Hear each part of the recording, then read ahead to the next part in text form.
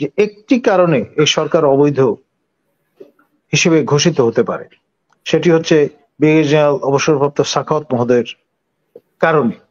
আমাদের ইকতেদার মহোদয়ের নামটা বলেননি, আমি বলেই দিলাম। লোহাটা যখন গরম থাকে তখনই কিন্তু সেটা শেপ দেওয়াতে হয়। লোহা ঠান্ডা হয়ে গেছে, এখন যতই বাড়ি টাড়ি দেন কোনো কাজ হবে না। আপনি একটা ঘোষণা দিলেন, এখন সেটার ওই যে জজবাটা সেটা তো আপনি আর পাবেন না। এটাই রিয়ালিটি। সময়ের 1 ফোর, অসময়ের 10 ফোর। সমন্বয়কদের একটি অংশের ইডিওলগ হচ্ছেন আমাদের কমরেড ফরহাদ মাজার। তার পার্টনার এখন উপদেষ্টা হিসেবে ক্যাবিনেটে আছেন মন্ত্রীর মর্যাদায়। তো তিনি কন্ট্রাডিক্ট করছেন খোলামেলা, বলেছেন যে এই যে ঘোষণাপত্র হাজির করার চেষ্টা হয়েছিল সেইটি ডিলে করে দিয়ে সরকার এখতিয়ার বহির্ভূত কাজ করেছে, এটা সরকার ঠিক করেনি, অন্যায় করেছে, এরকমের একটি অ্যাসারশন তিনি হাজির করেছেন। এবং তারই ধারাবাহিকতায় আপনার 31 তারিখে শহীদ মিনারে আপনার ঘোষণা হাজির না করে তারা এক ধরনের সমাবেশ করেছেন। পরবর্তীতে তারা জানান দিয়েছেন যে 15 তারিখ পর্যন্ত সময় দেয়া আছে, এর মধ্যে সরকার যেহেতু নিজ থেকে সমাপ্রণোদিত হয়ে দায়িত্ব নিয়েছে, তারা ঘোষণা করবে, আর যদি না করে ইউনিল্যাটারালি তারা ডিক্লারেশনে চলে যাবে। এবং ক্লক ইজ টিকিং। আমরা কিন্তু 13 তারিখ পার করে 14 তারিখে প্রবেশ করতে যাচ্ছি। 15 তারিখ is knocking at the door. আবার 15 তারিখে আপনার যে বিষয়টা সবাইকে আলোড়িত করছে এবং সর্বত্র কানাঘুষো চলছে যে একটা ডেডলাইন, আইবল টু আইবল একটা সিচুয়েশন, এর ফলে যে কোনো রকমের ঘটনা ঘটে যেতে পারে। আর এই যে প্রিমনিশনটা, এটার যথেষ্ট ভিত্তিও আছে উইদিন দুই রকমের যে আপনার অবস্থান সরকারের মধ্যে।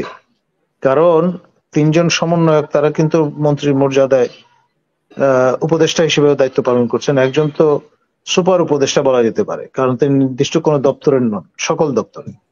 তো সেই সুপার উপদেষ্টাই তো বলেছেন যে এখানে সরকারের ঘোষণাপত্র দিবে না, মানে সরকারের হয়ে তিনি ঘোষণাটা দিয়েছেন, কিন্তু তিনি আবার শোল্ডার রাব করছেন অন্য সমন্বয়কদের সঙ্গে। ফলে সব মিলিয়ে আপনার সিচুয়েশনটা ক্লামজি। এই জন্যই আপনার 15 তারিখ আসলে পরে বোঝা যাবে আসলে কোথাকার জল কোথায় যাচ্ছে।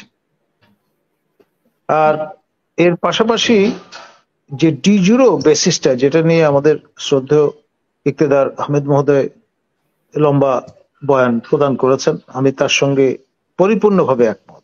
এই জন্য এই ইস্যুটা আমি প্রথম ফোরফ্রন্টে নিয়ে এসেছিলাম যে একটি কারণে এই সরকার অবৈধ হিসেবে ঘোষিত হতে পারে, সেটি হচ্ছে ব্রিগেডিয়ার জেনারেল অবসরপ্রাপ্ত সাখাওয়াত মহোদয়ের কারণে। আমাদের ইকতেদার মহোদয়ের নামটা বলেননি, আমি বলেই দিলাম। আপনার 118(3) খতে পরিষ্কার বলা আছে যে একমাত্র চিফ ইলেকশন কমিশনার হওয়া ছাড়া একজন কমিশনারের অন্য কোনো পদ অলঙ্কৃত করবার কোনো সুযোগ নেই হোয়াটসঅ্যাভার। এখন তাকে, তিনি তো স্বপ্নদিত হয়ে হননি, তাকে প্রস্তাব করেছেন, ডেফিনেটলি সুপারিশ করেছেন আমাদের সরকার প্রধান, আমাদের Nobel laureate professor doctor Yunus, যেহেতু তার সরকার, এবং যেহেতু তিনি সুপারিশ করেছেন এরকম একটি ছেদ বিষয়, ফলে ওই কাউন্টে পুরো সরকার কিন্তু অবৈধ হয়ে যায়। এখন এই বিষয়গুলো নিয়ে কিন্তু ন্যাশনাল ডিসকোর্সে আলোচনায় নিয়ে আসতে হবে বিষয়গুলো। মানে কানাঘুষো করলে বিষয় যেটা দাঁড়াবে সেটা হলো গুজব পত্র পল্লবে আরো বিকশিত হবে, সেটা তো কাঙ্ক্ষিত হতে পারে না। আইনগত একটা বিষয় নিয়ে যখন আপনি আলাপ করবেন পাবলিক ডিসকোর্সে যুক্তি সহকারে, কিন্তু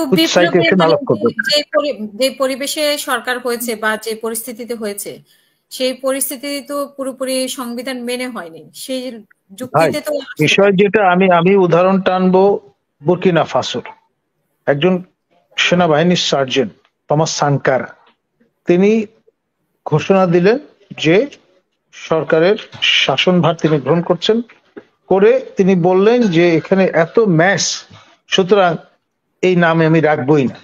নাম পাল্টে দেশের নতুন নাম দিয়ে দিলেন Burkina Faso, land of the good people, ভালো লোকজনের দেশ।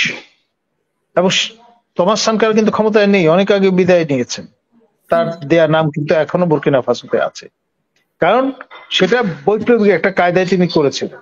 এখন আপনি না ঘরকা না ঘাটকা, কিছুটা বিপ্লব, কিছুটা আপনার শাসনতান্ত্রিক, এই জোড়াতালি করবার কারণে প্রথম থেকে কিন্তু আপনি লিম্পিক খোরাচ্ছেন, এবং খোরাতে খোরাতে আজকে আপনার ডিসেম্বর পার করে জানুয়ারিতে এসে হাজির হয়েছে, এবং প্রতিদিন কিন্তু দিন বাড়ছে, অর্থাৎ সরকারের বয়স বাড়ছে, এবং বিপ্লবের যে আপনার স্পিরিট সেটা কম্প্রোমাইজড ইতিমধ্যে হয়ে গেছে। লোহাটা যখন গরম থাকে তখনই কিন্তু সেটা শেপ দেওয়াতে হয়, লোহা ঠান্ডা হয়ে গেছে, এখন যতই বাড়ি টাড়ি দেন কোনো কাজ হবে না। আপনি একটা ঘোষণা দিলেন, এখন সেটার ওই যে জজবাটা সেটা তো আপনি আর পাবেন না, এটাই রিয়ালিটি। সময়ের 1 ফোর, অসময়ের 10 ফোর, বিষয়টা এরকম। ধন্যবাদ।